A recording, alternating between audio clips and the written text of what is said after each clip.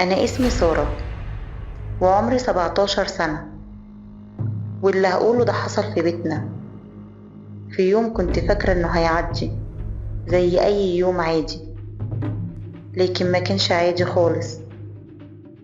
الصبح زي كل يوم صحيت على صوت ماما وهي بتخبط على الباب وتقولي: سارة، قومي يا حبيبتي الفطار جاهز.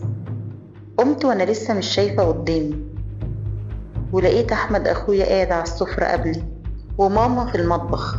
قعدت وكل حاجة كانت ماشية طبيعي لحد ما ماما قالت جملة غيرت اليوم كله: عارفين يا ولاد، النهاردة عيد جوازي أنا وباباكم. أنا ضحكت وقلت لها: أكيد هتحكي لنا نفس الكلام اللي كل مرة بتحكيه. ضحكت وبعدين سكتت، وبصينا كلنا ناحية صورة بابا اللي على الحيطة اللي بقاله 2 سنين متوفي. وساعتها سمعنا صوت في الطرقة، أنا وأحمد وماما لوحدنا في البيت. سمعنا صوت حد بيفتح باب أوضة من جوه، خطوات ماشية علينا.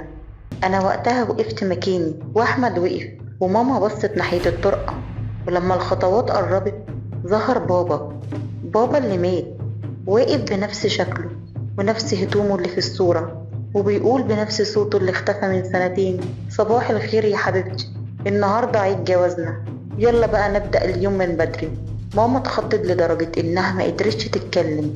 أنا مسكت في هدومها ومش قادرة أتنفس. بابا أو الشخص اللي شبهه كان ماشي ناحيتنا عادي جدا وبيكلمنا كأنه لسه كان معانا امبارح: يا ولاد، النهاردة عيد جوازي. ايه الوجوه المكشرة دي؟ وبيتصرف بهدوء، مش شايف اللي احنا شايفينه، مش عارف انه مات. واول ما قرب من السفرة صرخنا. انا صرخت واحمد صرخ وماما اترعشت. احمد قال له: انت مين؟ انا هكلم البوليس. هو رد عليه باستغراب: بوليس؟ ماما بتقول له: انت حرامي، محمود مات من 2 سنين. وهو واقف مصدق نفسه، مصمم انه بابا، مصمم ان النهاردة سنة 2023، مصمم اننا بنهزر. مش بس كده، راح عند النتيجة بصلها وقال: ايه ده، 2025؟ احنا في 2023. وبعدين قال حاجة خلتنا نتفاجئ. سأل ماما: فين الورق اللي قلتلك اطبعيه امبارح؟ الكلام ده حصل فعلا قبل بابا ما يموت بيومين، ومحدش يعرفه غيرنا. فضل يتعامل معانا عادي واحنا في حالة من الذهول، وفجأة اتنرفز من رد فعلنا.